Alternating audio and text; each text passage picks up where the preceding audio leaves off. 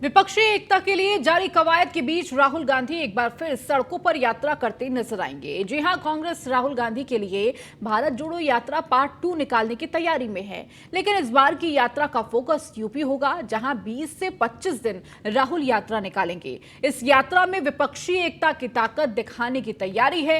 अब सवाल उठता है कि पहली यात्रा में आखिर ऐसा क्या हासिल कर लिया कांग्रेस ने, जो अब दोबारा से यात्रा निकालने की जरूरत पड़ गई है। सवाल यह भी है कि पहली यात्रा में यूपी में महज 2 दिन रुकने वाले राहुल की महीने भर रुकने की प्लानिंग का क्या मकसद है। आपको एक खास रिपोर्ट दिखाएंगे। फिर सड़कों पर पसीना बहाएंगे राहुल। यूपी के रण में दिखेंगे यूपी के लड़के। यूपी में जनाधार टटोलने की कोशिश। शुरू होगी भारत जोड़ो यात्रा पार्ट 2।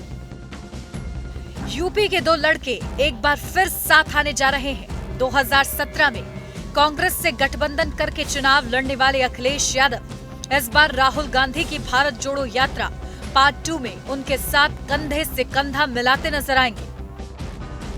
जी हां, इस बार भारत जोड़ो यात्रा का फोकस यूपी है। 80 लोकसभा सीटों वाले इस प्रदेश में समाजवादी पार्टी और कांग्रेस की हालत एक जैसी ही है।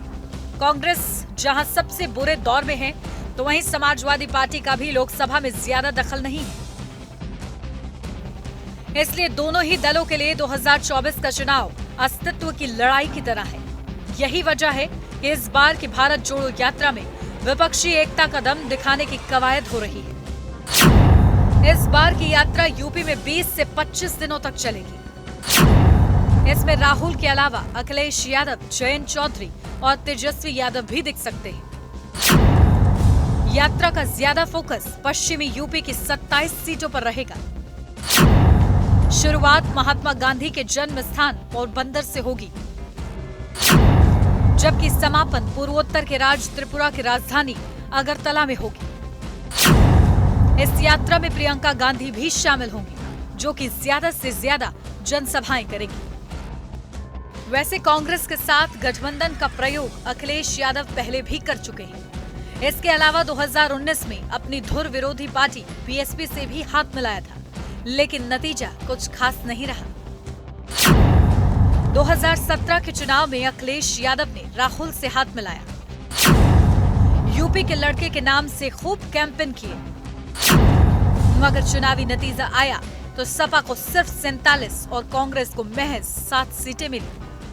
जनता ने बता दिया कि जनता किसके साथ है, तो वो कब क्या बोलते हैं आप। अब तो मोदी जी की अभी तक लहर चल रही थी, अब तो उनकी सुनामी बहेगी और वो भी सीटें नहीं बचेगी। 80 की 80 सीटें भारतीय जनता पार्टी जीतेगी। इस तरह से यात्रा की बात दूसरी आपने बताई है कि यात्रा की शुरुआत होगी। अभी जो भी रूपरेखा आने वाले समय में तय होगी वो आपको बताई जाएगी, लेकिन मैं ये कह सकता हूं कि मुखरता से देश के मुद्दों पर श्री राहुल गांधी जी लड़ते हुए नजर आ रहे हैं। वो सड़क हो, वो कहीं पर किसी भी इवेंट के कार्यक्रम हो, जो जनता के समावेश के मुद्दे हैं उसको कांग्रेस पार्टी उठा रही है, श्री राहुल गांधी जी उठा रहे हैं। खैर, सियासत में मिलना बिछड़ना चलता रहता है। यह भी एक फैक्ट है कि पार्टी का राष्ट्रीय अध्यक्ष बनने के बाद अखिलेश यादव अपनी पार्टी को कोई भी चुनाव जिता नहीं पाए हैं, जबकि राहुल गांधी के साथ भी यही स्थिति है।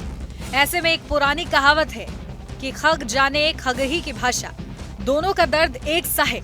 इसलिए 2024 के चुनाव में एक बार फिर यूपी के लड़के साथ हैं। खैर, इस बार की यात्रा में विपक्ष की रणनीति थोड़ी बदली हुई है। विपक्ष का फोकस पूर्वी और पश्चिमी यूपी का ज्यादा है, खासकर वेस्ट यूपी का। सहारनपुर, मुजफ्फरनगर, देवबंद, बागपत, मुरादाबाद, संभल, रामपुर, बरेली, बदायूं, अलीगढ़ और पूर्वी उत्तर प्रदेश के देवरिया, महाराजगंज, जौनपुर, गाजीपुर, आजमगढ़, कुशीनगर से यात्रा गुजर सकती है। जल्द ही यात्रा का रोड मैप तैयार कर लिया जाएगा। दरअसल जिलों के चयन में इस बात का ध्यान रखा जा रहा है कि कहां-कहां कांग्रेस का संगठन मजबूत है। जहां पर पार्टी का संगठन मजबूत होगा, वहां यात्रा को ज्यादा समय दिया जाएगा। बहरहाल, यूपी में कांग्रेस के लिए खोने को बचा कुछ नहीं है। ऐसे में राहुल की यात्रा के जरिए एक बार फिर कांग्रेस के पक्ष में माहौल बनाने की कोशिश हो रही है। लेकिन बीते कुछ चुनावों का ट्रेंड देखें तो यकीन मानिए इस पूरी कसरत से कुछ खास निकल पाएगा, इसकी उम्मीद कम ही है। Bureau report, news 1 India.